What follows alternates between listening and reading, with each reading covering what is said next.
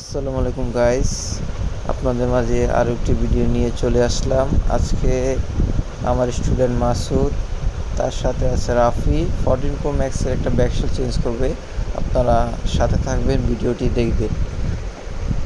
অনেকে অনেক কথা বলে যে আপনারা লেজার দিয়ে কেন করেন না ব্যাকশেল চেঞ্জ, এখন তো টেকনোলজি আসছে, আইফিক্স মোবাইল পিকচার তারা তো লেজার দিয়ে করে, আপনারা কেন করেন না? এটার জন্য আমি বলবো ভাই, লেজার দিয়ে করতে গেলে আপনি তাদের কাছেই জিজ্ঞেস করেন মোবাইল পিকচার আইপিক্স যে কী সমস্যা দেখা দিতে পারে।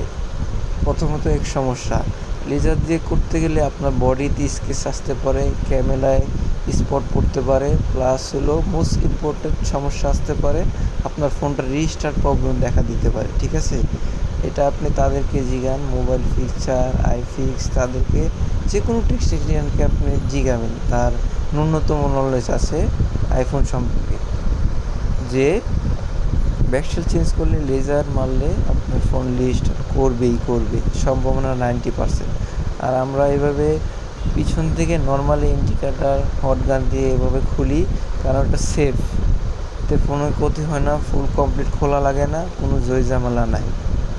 আর আপনার কাছে যদি দক্ষ টেকনিশিয়ান থাকে তাহলে অবশ্যই আপনি এটা ইজিভাবে খুলতে পারবেন। দেখেন মাসুদ কি সুন্দর করে সে ব্যাকশেলটা খুলে নিল। ভিডিওটা একটু লম্বা হবে, এই জন্য একটু ফাস্ট করে দিছি, স্পিডটা বাড়িয়ে দিয়েছি। তো আপনারা যারা আপনার শখের ফোনটি সুন্দর সুষ্ঠুভাবে ঠিক করতে চাচ্ছেন, তারা আমাদের এই শপে চলে আসবেন। শপের অ্যাড্রেসটি আমি আমার কমেন্ট বক্সে দিয়ে দিব।